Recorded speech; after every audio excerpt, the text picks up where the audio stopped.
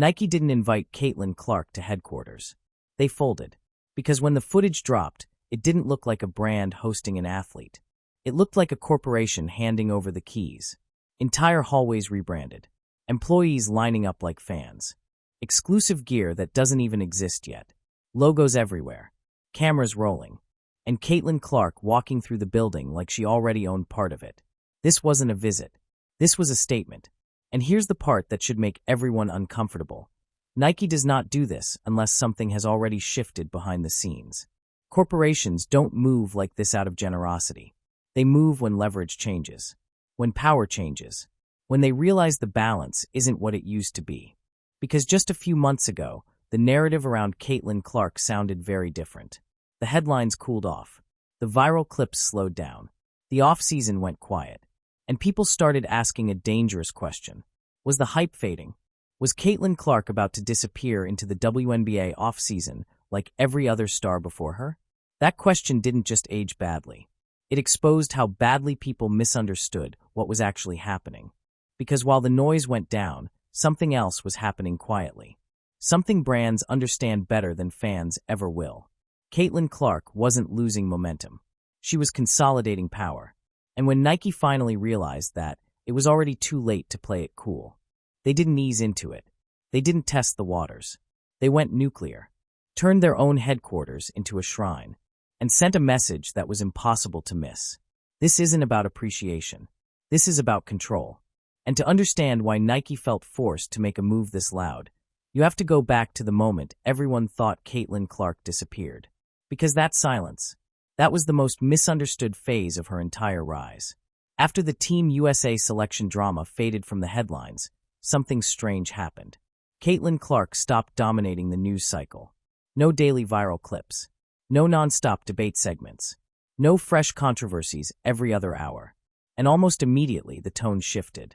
You could feel it in comment sections. You could hear it in sports talk. You could see it in the way media outlets quietly moved on to the next storyline. People started saying things like, "It's the off-season," or "This is when interest cools off," or worse, "Maybe the moment has passed." That assumption wasn't just wrong. It revealed how little people understand about real star power. Because when an athlete like Caitlin Clark goes quiet, it doesn't mean attention disappears. It means attention concentrates. The casual noise fades. The unserious voices drop off. And what's left is something far more valuable, decision-makers watching closely. Executives, sponsors, investors, competitors, the kind of people who don't tweet. They calculate. And during that so-called quiet stretch, Caitlin Clark's value didn't dip. It hardened. Her highlights kept circulating without her saying a word. Her jersey stayed near the top of sales charts. Her name continued pulling numbers that other players only see during playoffs. Silence didn't hurt her brand.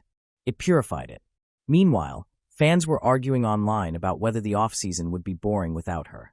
Critics wondered if the attention would shift elsewhere. And media outlets filled airtime pretending the story was cooling down. But brands don't operate on vibes. They operate on data. And the data told a very different story. Engagement didn't collapse. It stabilized at an elite level. Merchandise demand didn't slow. It became predictable. Her audience didn't disappear. It matured.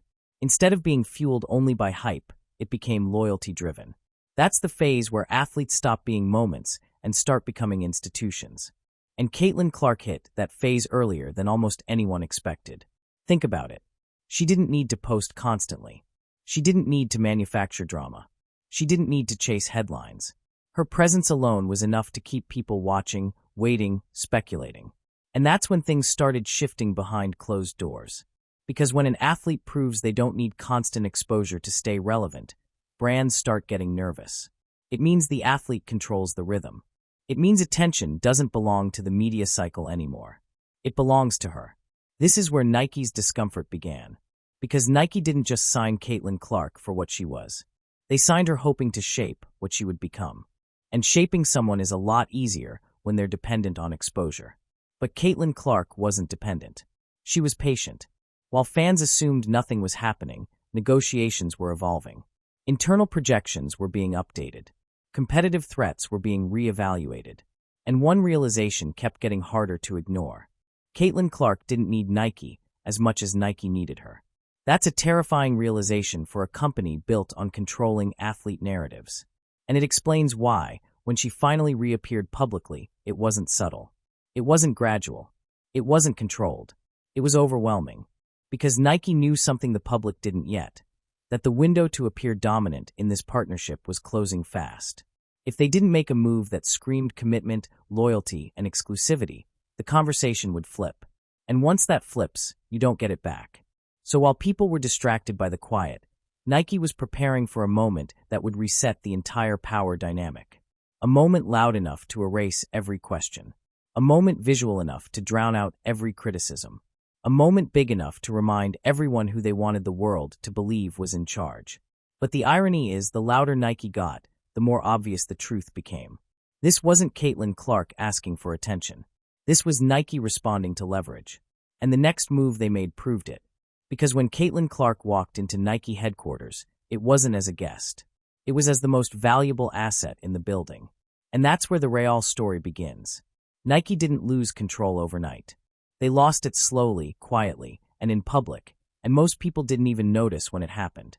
Because when Caitlin Clark was rewriting record books in college, breaking scoring marks that were supposed to last generations, something felt off. Not with her game, not with the fans, but with the way the biggest sports brand in the world was moving. Nike was hesitant, and hesitation is deadly when an athlete is exploding faster than your marketing machine can keep up. Think back to that period. Caitlin Clark was pulling up from distances that looked disrespectful, selling out arenas that hadn't sold out in years, dragging women's basketball into mainstream sports conversations whether people were ready or not. Every game felt like an event. Every shot felt clip-worthy. Every appearance drove attention. This was the exact moment when Nike usually goes all in.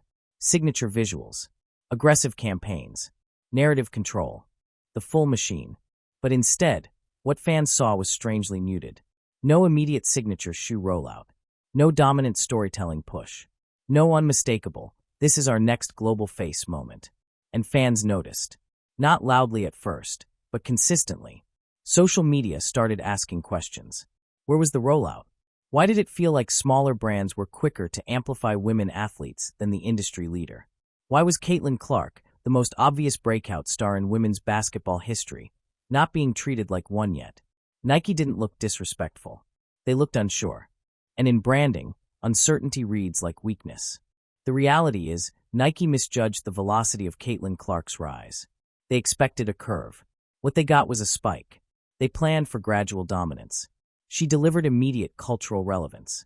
By the time internal teams realized what was happening, Caitlin Clark wasn't just a college star anymore. She was a movement, a lightning rod, a metric breaker. And here's the uncomfortable truth. Nike's system isn't built for sudden disruption. It's built for refinement, for control, for long-term shaping of narratives. Caitlin Clark didn't wait for refinement. She forced acceleration. And acceleration creates cracks.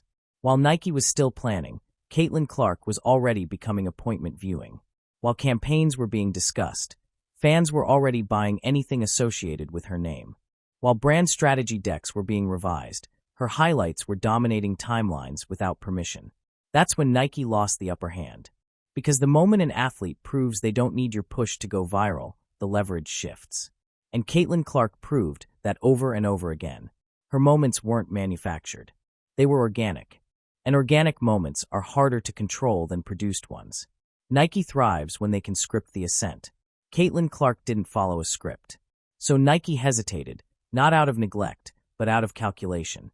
They wanted to be precise. They wanted to be sure. They wanted to roll things out the right way. But in today's attention economy, the right way is often the fast way. And while Nike waited, something dangerous happened. Fans stopped waiting for Nike.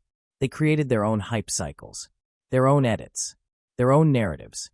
Accounts dedicated entirely to tracking Caitlin Clark's outfits, appearances, and movements popped up organically. And those accounts built massive followings without Nike's help. That's a nightmare scenario for a brand that prides itself on narrative ownership. Because once the story is out of your hands, getting it back requires something dramatic. Nike eventually realized this. And when they did, the internal tone shifted. The conversation changed from, how do we build Caitlin Clark, to, how do we catch up to Caitlin Clark? That's not a comfortable position for a brand used to leading. And the longer they waited, the louder the criticism became. Not from insiders, from fans. People started pointing out the contrast. Male athletes with less impact receiving faster, louder, more aggressive campaigns. Meanwhile, Caitlin Clark was doing historic things with comparatively minimal brand noise. The optics were bad. The timing was worse. Because every missed moment compounds. Every delayed activation makes the next one look reactive instead of visionary. Nike hates being reactive. And that's why what came next was so extreme. They didn't just correct course. They overcorrected. But before that happened, Nike had to make a decision internally. Either accept that Caitlin Clark's brand might eventually outgrow their ability to shape it, or remind everyone exactly how powerful a Nike partnership can look at its highest level. They chose the second option. And once that decision was made, there was no going halfway. Because if Nike was going to reassert dominance, it had to be unmistakable. Visual. Overwhelming. Impossible to ignore. No quiet campaigns. No slow rollouts. No subtle gestures. They needed a moment that screamed commitment so loudly it erased every question about hesitation. And that moment would not happen on a court. It wouldn't happen in a commercial. It wouldn't even happen in public. It would happen inside Nike's own walls. At headquarters, where power is supposed to live. And when Caitlin Clark walked into that building, the message was clear. This wasn't Nike discovering her. This was Nike responding to the fact that they almost lost control of the narrative. And what they did next made that painfully obvious. Nike World Headquarters is not a place that bends easily. This is where campaigns are approved, not requested. Where athletes are featured, not centered. Where the brand reminds the world that it is the constant and players are chapters. That's why what happened the day Caitlin Clark walked through those doors felt so jarring. Because the building didn't feel like Nike's anymore. From the moment footage began circulating, it was obvious this wasn't a standard appearance. Not a quick walkthrough. Not a meet and greet. Not even a press moment disguised as celebration. This was a full-scale transformation. Entire sections of the headquarters were wrapped in Caitlin Clark branding. Logos placed where corporate insignias usually dominate. Visuals designed not to complement Nike's identity, but to coexist with it as an equal. That alone was unprecedented. Nike does not redesign its own house for visitors. The headquarters isn't a pop-up space. It's a statement of permanence. And yet, for that day, permanence was temporarily rewritten. Employees weren't casually passing by. They were lined up, waiting, watching, phones out, smiling like fans, not co-workers. The energy wasn't corporate, it was electric. That matters more than people realize. Because Nike employees see greatness regularly. Legends come through those doors. Hall of Famers, icons, champions. And the reaction to Caitlin Clark didn't look like polite appreciation. It looked like recognition. Like everyone in the room understood something important was happening in real time. And then there was Caitlin Clark herself. No spectacle. No forced theatrics. No exaggerated reactions. She moved through the building comfortably, almost casually, like someone who knew she belonged there. That's the detail that stood out most. This wasn't awe. This was alignment. The kind of alignment that only happens when both sides know the balance has already shifted. Everywhere she went, her presence dictated the room. Cameras followed, not because they were told to, but because people didn't want to miss a moment. Conversations paused. Attention focused. The building adjusted around her movement. That's not how corporate spaces usually work. And Nike knew exactly what they were doing by letting it happen. This wasn't about hospitality. This was about optics. They wanted footage that couldn't be misinterpreted. They wanted images that looked undeniable. They wanted a visual declaration that said, "This is our centerpiece now." But in doing so, they revealed something else. They revealed urgency. Because when a brand of Nike's size moves this aggressively, it's not because they're confident they're ahead. It's because they know they can't afford to fall behind. The transformation wasn't subtle. Custom signage everywhere. Caitlin Clark's logo woven into the environment like it had always been there. Props designed exclusively for her presence. Spaces reoriented to spotlight her. This wasn't a temporary setup. It was a rehearsal. A test run for what it looks like when a brand builds itself around a single athlete in real time. And here's the part most people missed. Nike didn't do this for the public. They did it for themselves. For internal alignment. For internal reassurance. for internal messaging. This was Nike telling its own employees, executives, designers, and strategists, "This is the future we're committing to." Because inside massive corporations, perception matters as much as reality. You don't just invest financially, you invest culturally. You get everyone pulling in the same direction. And turning headquarters into a Caitlin Clark showcase wasn't just about impressing her. It was about convincing everyone else. Convincing internal teams that this was the right bet. Convincing leadership that the resources being allocated were justified. Convincing skeptics that whatever hesitation existed before was over. And it worked. The reaction said everything. People weren't just smiling for cameras. They were reacting instinctively. Applauding moments that weren't scripted. Treating small gestures like big ones. Responding to her presence the way fans do when they believe they're witnessing something bigger than a routine visit. Because deep down, everyone in that building understood the subtext. Caitlin Clark wasn't being shown around. She was being centered. And that's a critical difference. Nike has always positioned itself as the gravitational force. Athletes orbit the brand. But on that day, the gravity felt different. The building adjusted to Caitlin Clark. And once that happens, you can't pretend it didn't. Because power shifts don't announce themselves with press releases. They show up in moments like this. Quiet, visual, undeniable. And if you think this was about vibes or appreciation, you missed the most important clue. The details. Because the details weren't designed for celebration. They were designed for leverage. And the merchandise that appeared that day made that crystal clear. If Nike wanted to celebrate Caitlin Clark, they could have handed her a box of shoes, taken a few photos, and called it a day. That's not what they did. What they revealed instead was something far more telling. Merchandise that wasn't meant for fans yet. Merchandise that wasn't even meant to exist publicly. And that's where the real story cracked open. The jacket Caitlin Clark wore wasn't just exclusive. It was strategic. Premium materials. Custom tailoring. Her logo placed with intention, not slapped on as an afterthought. This wasn't fan gear. This was a prototype. Nike doesn't casually prototype at this level. Prototypes mean testing. They mean planning. They mean future pipelines already mapped out. And most importantly, they mean Nike wasn't reacting in the moment. They were trying to get ahead of something they feared they were already behind on. Because giving an athlete unreleased merchandise isn't about generosity. It's about signaling hierarchy. It says, you're not waiting in line. It says, you're shaping what comes next.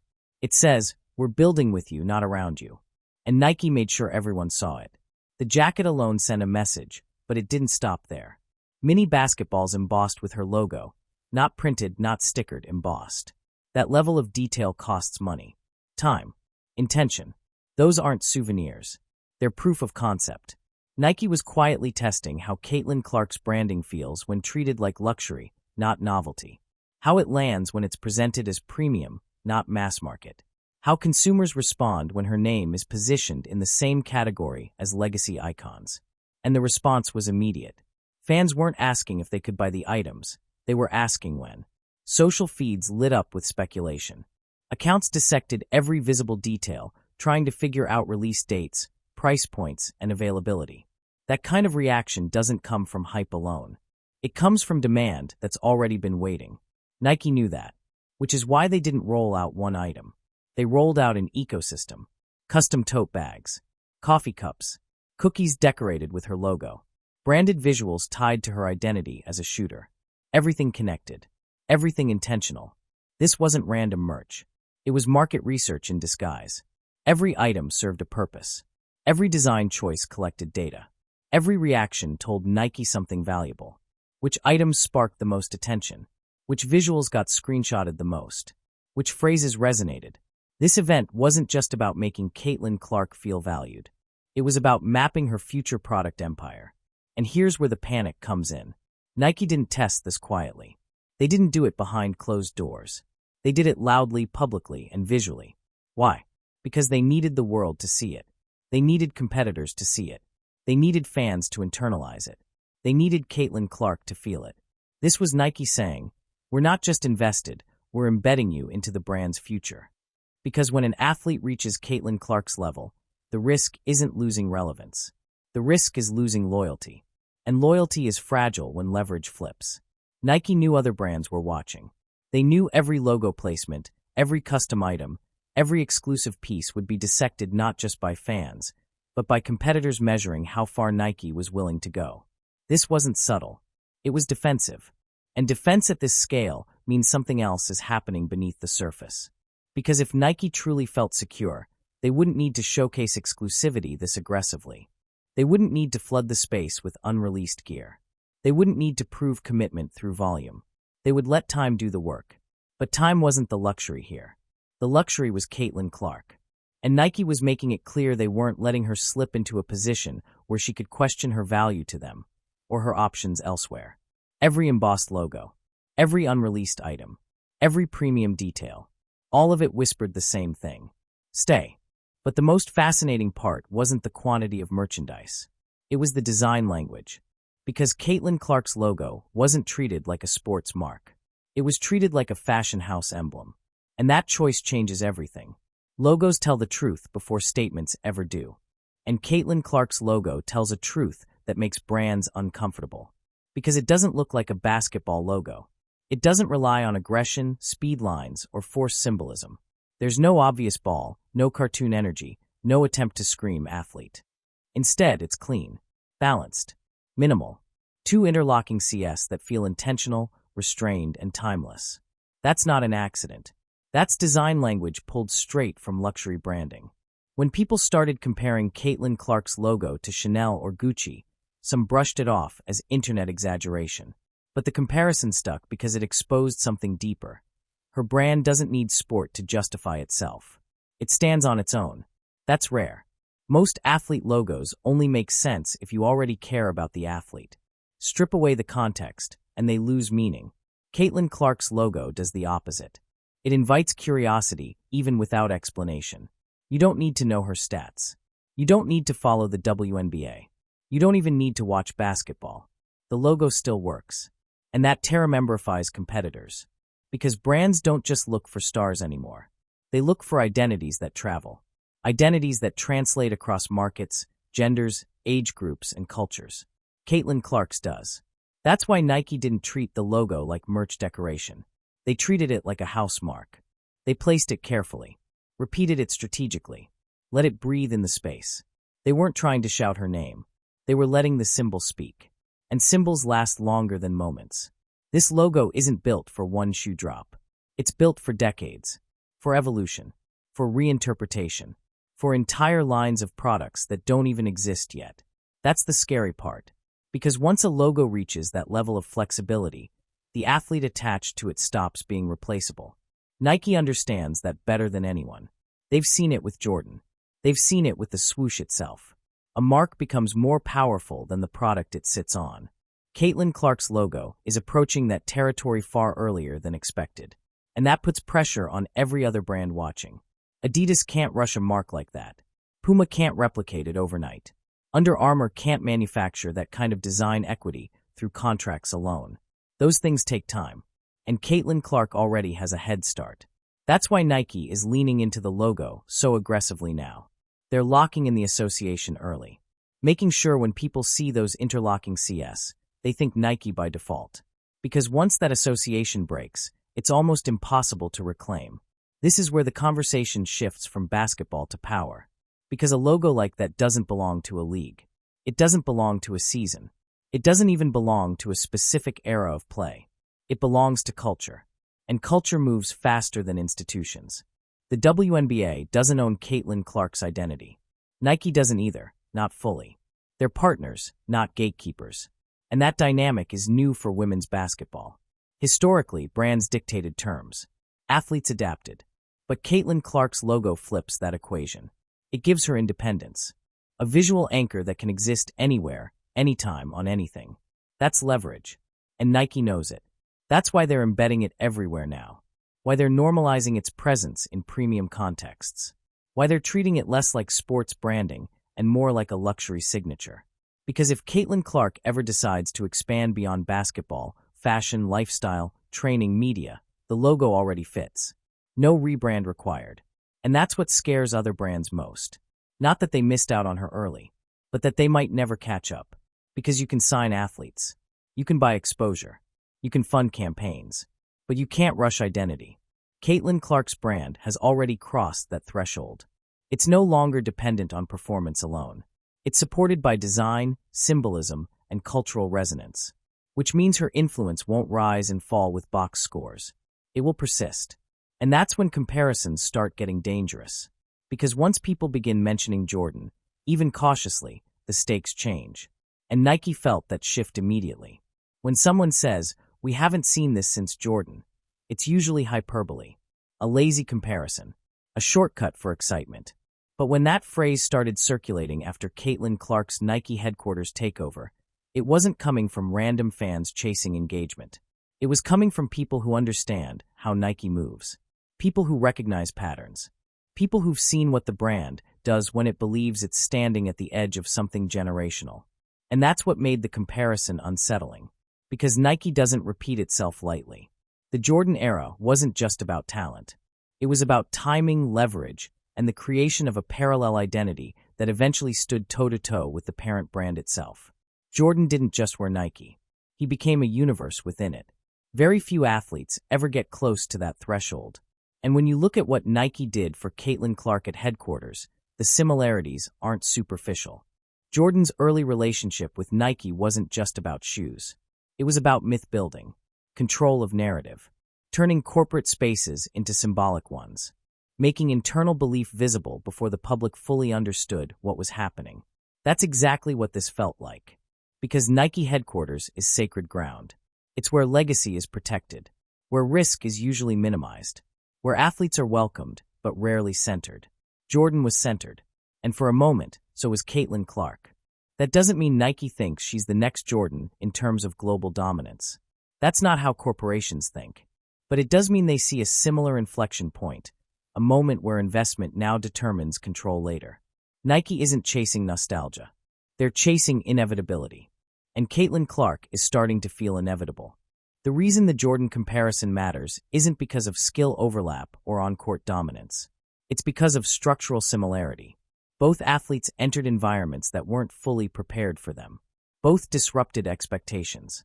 Both forced brands to adapt rather than dictate. Jordan changed how athletes were marketed. Caitlin Clark is changing who gets marketed. And Nike sees the echo.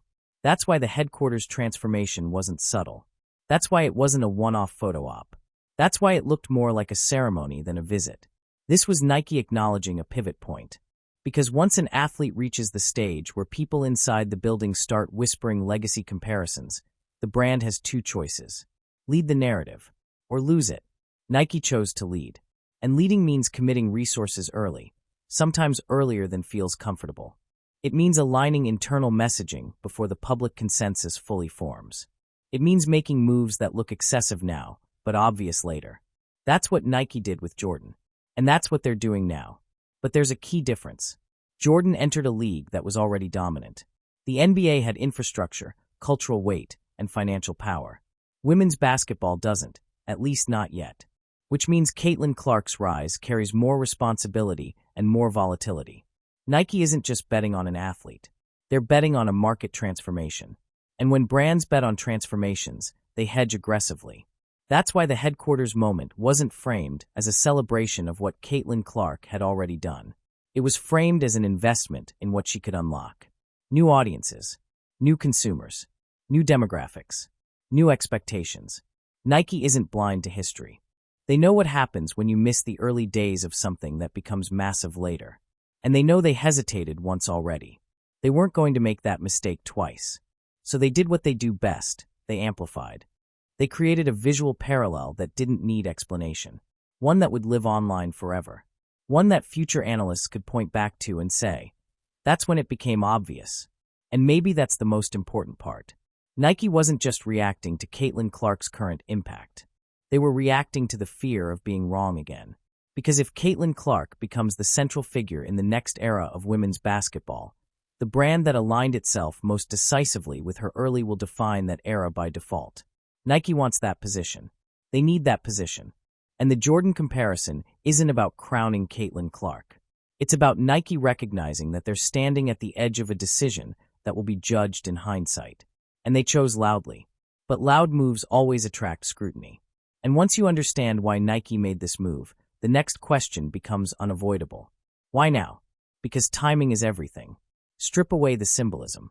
Strip away the branding language. Strip away the emotion. And what you're left with is the one thing Nike never lies about: money. Because no matter how inspiring a story sounds, Nike doesn't reorganize priorities, resources, and internal messaging unless the numbers demand it. This wasn't sentiment. This wasn't goodwill. This wasn't a reward for hard work. This was a financial response to undeniable data. Caitlin Clark doesn't just attract attention, she converts it. When she plays, ratings spike. Not incrementally. Dramatically. Games that would normally live in niche viewership territory suddenly pull numbers that force mainstream networks to pay attention. That kind of impact isn't theoretical. It's measurable. Attendance follows the same pattern. Arenas that struggled to fill seats suddenly sell out. Secondary ticket prices jump. Merchandise sales accelerate in real time. Not just jerseys, anything associated with her name. That's the key detail. It's not limited to one category. Caitlin Clark moves everything. That's the dream scenario for a brand. An athlete whose influence isn't fragile or situational. An athlete whose presence alone increases demand across platforms, products, and experiences. Nike saw that clearly. They watched what happened when she wore specific gear during her college run. Items sold out. Not because Nike pushed them, because fans wanted proximity to the moment, to the identity, to the feeling. That's the difference between hype and pull. Nike follows pull. They analyze social engagement, yes, but more importantly, they track conversion. How many views turn into purchases? How many impressions turn into loyalty? How many casual viewers turn into repeat buyers? Caitlin Clark outperformed expectations across all of it, which is why the headquarters moment wasn't excessive from Nike's perspective. It was overdue. Because here's the uncomfortable truth. Caitlin Clark is already one of the most profitable basketball athletes in the world, regardless of gender, relative to investment. Her return on attention is absurd. And Nike knows exactly how rare that is.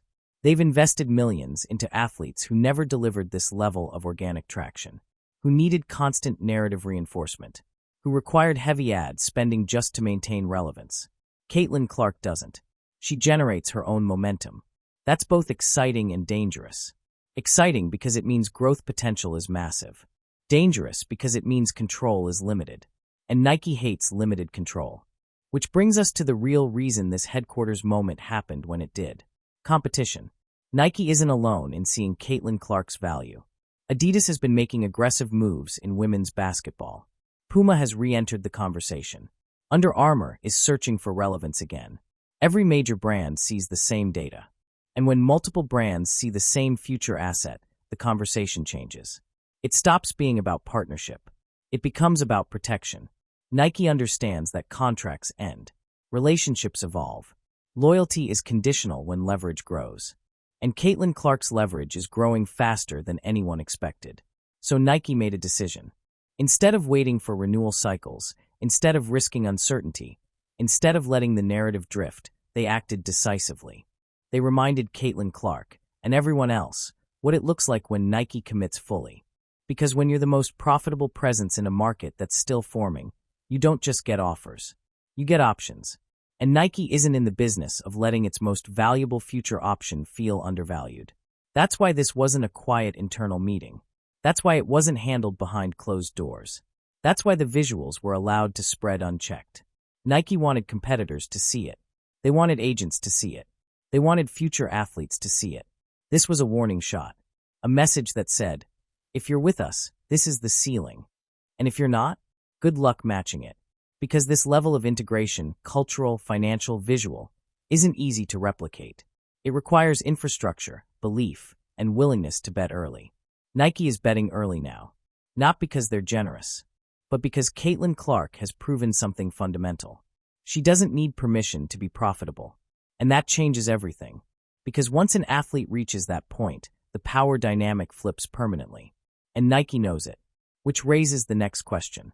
If Nike is moving this aggressively, what does it mean for everyone else watching? Because Caitlin Clark isn't just changing how brands view women's basketball. She's changing how they compete for it. What Nike did at headquarters wasn't loud by accident. It was loud because it needed to be heard by the right people. Not fans. Not media. Other brands. Because behind the scenes, Women's basketball has entered a phase it's never experienced before. Real competition for influence. Not symbolic support. Not surface-level partnerships. Actual strategic positioning. And Caitlin Clark sits at the center of it. Every major sportswear company is chasing the same thing. The next undeniable face of women's basketball. The athlete who doesn't just represent the game, but expands its market. The one who converts attention into revenue without needing artificial hype.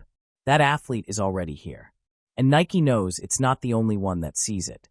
Adidas has been quietly rebuilding its presence in women's hoops, targeting athletes earlier and giving them more creative input.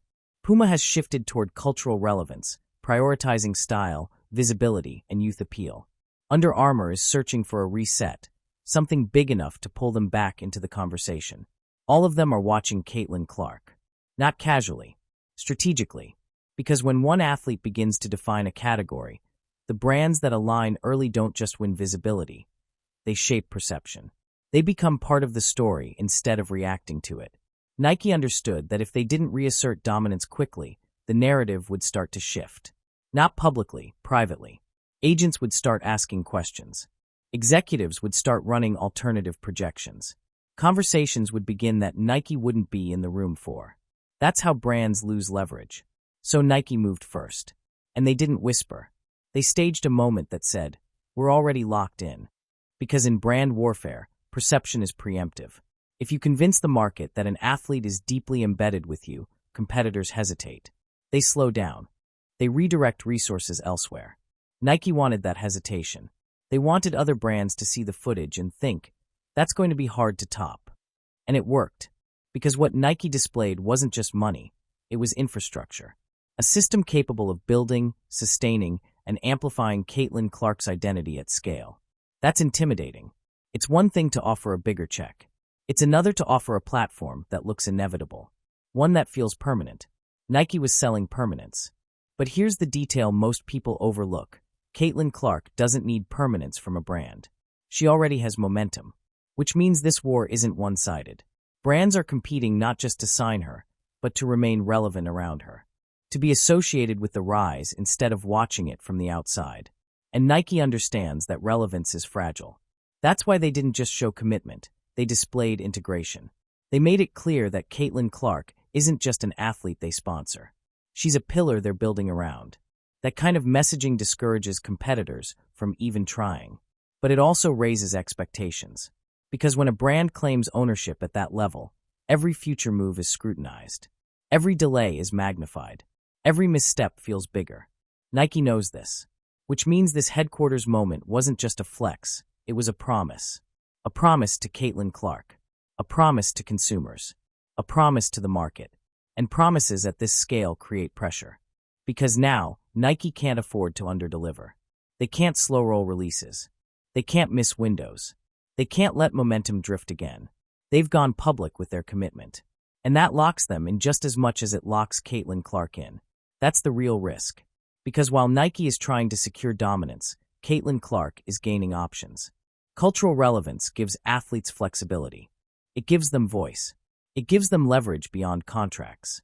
Which means the brand war isn't just about who pays more. It's about who adapts faster. And right now, Caitlin Clark is the variable no one fully controls. Which brings us to the biggest shift of all. This isn't just changing brand strategy.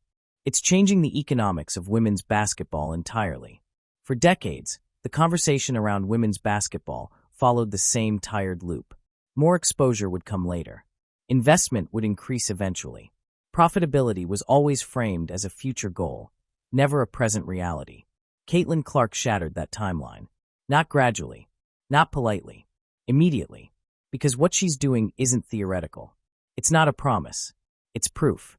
Proof that when women's basketball is marketed with intention and belief, it doesn't just survive, it thrives. And brands are finally being forced to confront that reality. Before Caitlin Clark, investment in women's basketball was cautious. Conservative. Framed as risk management rather than opportunity. Brands dipped toes instead of diving in. They tested narratives instead of committing to them. Caitlin Clark removed the excuse. Her impact showed that demand wasn't missing, it was being underestimated. Fans weren't absent, they were underserved. Attention wasn't unavailable, It was waiting for someone worth following. And once the numbers confirmed that, the entire economic logic had to change. Nike's move wasn't just about her. It was about what she proved. That women's basketball doesn't need to be justified. It needs to be activated. Caitlin Clark didn't ask brands to believe in potential. She delivered returns. And once returns show up, everything shifts. Suddenly, marketing budgets look different. Suddenly, endorsement strategies expand. Suddenly, executives stop asking if women's basketball is worth it, and start asking how fast they can scale. That's what Caitlin Clark unlocked.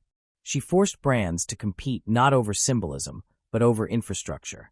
Over who could support a rising market rather than dabble in it. And that's why this moment feels bigger than one athlete. Because when one player changes how money moves, everyone else benefits. Other athletes gain leverage. Leagues gain bargaining power. Fans gain better coverage, better products, better access. But it also creates tension. Because when economics shift, hierarchies get challenged. The WNBA, historically used to being the central structure, now shares influence with individual stars.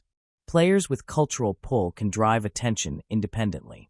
They can create value without waiting for league-driven promotion. That's a new dynamic. And Caitlin Clark is the clearest example of it.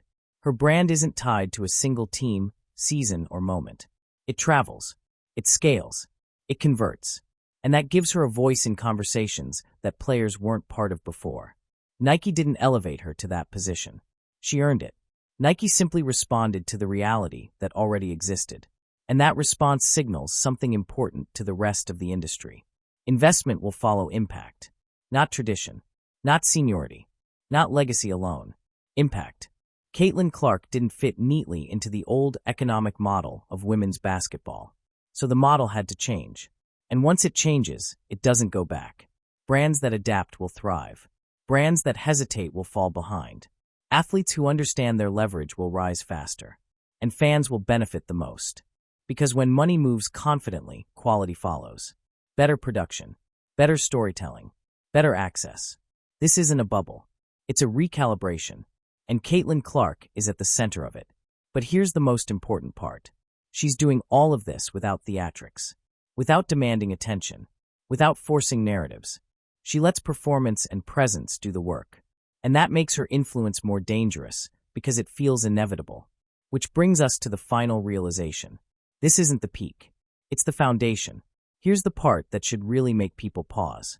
Everything you've seen so far, the Nike headquarters takeover, the branding shift, the corporate urgency, the quiet power plays, that's not Caitlin Clark peaking. That's Caitlin Clark positioning. Most athletes hit their commercial peak after years of championships, long resumes, and media saturation. Their brands grow as their careers age. Their influence builds slowly, then eventually plateaus. Caitlin Clark is doing the opposite. She's laying the foundation before the full career arc even unfolds. She hasn't won everything yet. She hasn't played a decade in the league. She hasn't even released her signature shoe.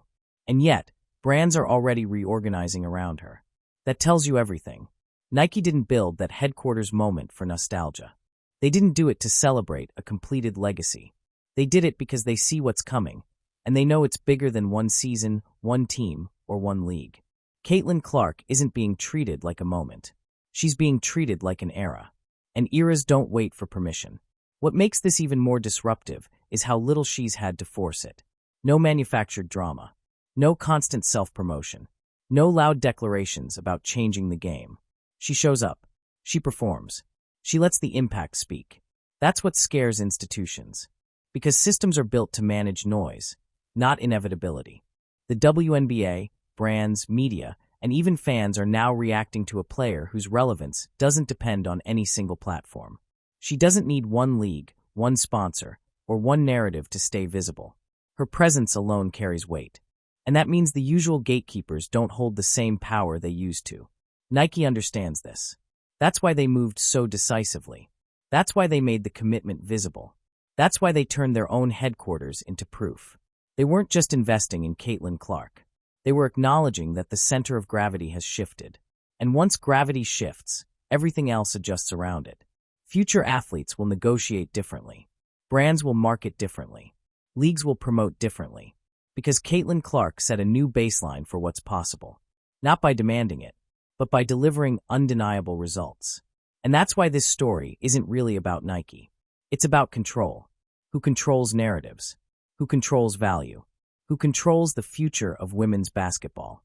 And right now, Caitlin Clark has more influence over that future than anyone wants to admit, which is why every move she makes next will be analyzed, debated, and amplified.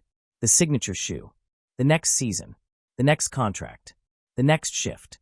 This wasn't a peak moment. It was a warning. Caitlin Clark didn't shut down Nike headquarters by accident. She didn't do it with noise. She didn't do it with demands. She did it by becoming impossible to ignore. Nike didn't celebrate her. They responded to her. And if you understand what that really means, then you already know. Women's basketball isn't waiting for its moment anymore. It's already here. And Caitlin Clark is the reason. If you want the stories before they explode, the power shifts before the headlines catch up, and the breakdowns they won't show you anywhere else, make sure you're subscribed. Because what's coming next in this era of women's basketball? Most people aren't ready for it.